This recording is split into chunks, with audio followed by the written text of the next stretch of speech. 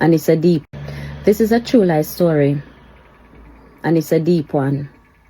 Growing up as a young girl, my dad was a very quiet man, but my uncle introduced him to witchcraft, spiritualists, Baba man, the spiritual woman, the spiritual man, telling my dad him can get money if him go to these spiritualists. What my dad did not realize is that I was going to become the ultimate sacrifice. Even me myself did not know I was a sacrifice. God told me to share this story, and it's been months, and it's one of the hardest things that I'm going to share. I don't even want to cry, because many people are out there suffering, and they don't even know that they're suffering. My dad was a very quiet person. Him have him struggle, but it was not that bad. My uncle, who got him on dirty in a witchcraft, moving from one property to the next property. You know why? Him telling my father every night ghosts/demons are beat him. Them strangle him not have no peace. What I didn't understand, my father know all this, but yet still him allow my uncle to bring him into witchcraft. Now my dad start doing witchcraft. My dad start going to spiritual woman and spiritual man. Growing up as a young girl, me never see anything good about them. It's always sacrifice. It's always you have to do this. It's always something new. My dad get hooked to it, and him start every time him have to pay more money. The money would come, but the money would never last, because I became that sacrifice. Each spiritualist, whether spiritual woman or a spiritual man, my father go and see, them always tell my father, your daughter carry bad luck, you know. You have to wash her off in lime, wash her off in salt and blue. And my life was going downhill. There was some things that was happening to me I could not explain to my father, because my father was too busy wanting to be rich. I was that sacrifice. Every certain time I would become sick. 3 months I'll be okay. And after that, I would just dream that there's a sickness coming, and it would just throw me over. Shortness of breath. No doctor could not diagnose my sickness. The doctors, they were just giving me medication because I'm trying to help. But my sickness was spiritual. I was seeing demons. They were making some strange face at me. When this sickness come at me, I'm crying. My dad is saying, what's going on? My stepmom asking me, what's going on? I can't explain because of pain I was going through. In the end, I saw my dad suffering. My dad would get the money, and the next minute the money gone. One day my dad sit and my dad said to me, he must say, him not understand. Him going to these spiritualists and trying, but not working. Sometimes him get the money, him coming home, him get held up by robbers and they take everything. Him get the money, I get sick. Him have to spend all that money. The devil don't give you anything for free. I suffer all my life. I try to put the whole thing at the back of my head. But it's like God woke me up one morning and just remind me of the story, the testimony. And I was like, God, you bring me all the way back as a young girl, 9 years old. And the Holy Spirit says, story time. Go and tell your story. I held on to it because I said, God, this is too deep. It's too deep and I can't tell it. So instead, I just walk around and I just put it at the back of my head and said, no. I know a lot of things about witchcraft. Even one day, my dad came, him and my uncle, and they need to lack these rituals. But both of them, they could not read. Not putting my father down. Him late, him dead, and him gone. None of them could not read. And I see my dad panicking. I said to my dad, what's the problem? Him say you have to help us read the Bible, help us with the scripture, yeah, so we can lack the rituals.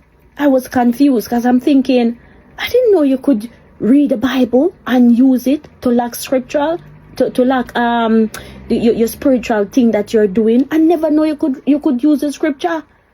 And when me see my dad doing thing, that leave me on another level of thinking. You see, many of us are living in this world and we say that we're Christian, but we don't know the power that we're holding, and we don't even know the Bible itself. Many of these people that are spiritualists, they use the Bible and they use the Psalms. Now, going through all this, and I see my dad do rituals after rituals that make his life become worse and worse and worse.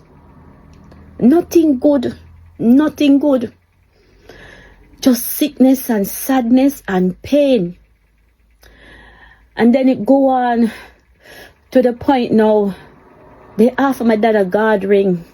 Cause them tell me dad say, if you have a guard ring, man, things are gonna happen for you. And the more demons you have on the guard ring, the better it is for you. My dad like that. Cause him and my uncle talk about it. Them get excited. Not knowing again, and me, I gonna be the sacrifice. Every spiritualist that my dad see, I was a sacrifice.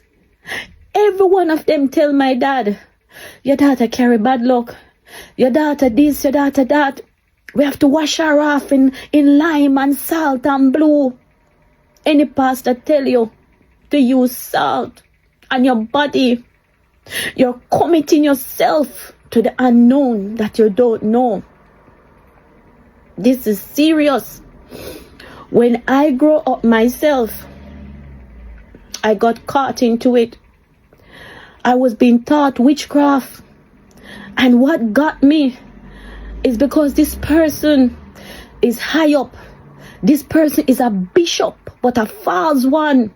And he was teaching me witchcraft. But he was telling me to pray, and I was praying, reading the Bible. But it was witchcraft. People don't understand the high level of witchcraft. People just look at witchcraft and think, oh, you just go and you do this, some little thing around the corner. Witchcraft is more than what we ever think. There is some oils out there that when you start to use these oils, with my own eyes, my own experience, they work. But it's just that you have to keep doing these rituals to get through. With God, you don't have to do no rituals. You just stay in His presence. I was using these oils and they were working. You have a court case, you use these oils. Some of these oils, some of them called commanding oil or compelling oil. You know that when you use a commanding oil, you are commanding a situation. You're compelling a situation. I could have choose to stay in that world. But I realized that God have a better offer for me. But let me tell you something. Anybody that is putting their hands into evil and you think that you're getting away with it, it's either you pay the price or your children or your child will pay the price. I paid the price. It took a lot. It was self-deliverance. God kept me on my own to go through this. I experienced spirits, demons, to the point I was wondering if I'm going mad. I was wondering if I'm losing it. These beings that I was seeing and experiencing, they were not normal. Witchcraft is a wicked thing. It's an evil thing. And many people gonna say, Latanya, how do you use the Bible to do witchcraft? The book of Psalms have some scripture. There are some words in the book of Psalms that you can use it. You can use it to prosper, or you can use it to turn a man's life back to front. Me not tell you. When nobody tell me, I'm telling you what I did for my father and what I did when I was going through a court case.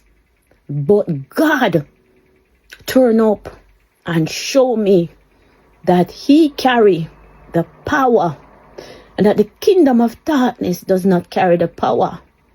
These rituals that people do, wherever you send to somebody, let me tell you this, wherever that thing come from, and when that person begin to pray, it has to go back to his home. Wherever you send to somebody, whether to cripple them and paralyze them, but if that person get the right help, that thing have to return to where it come from.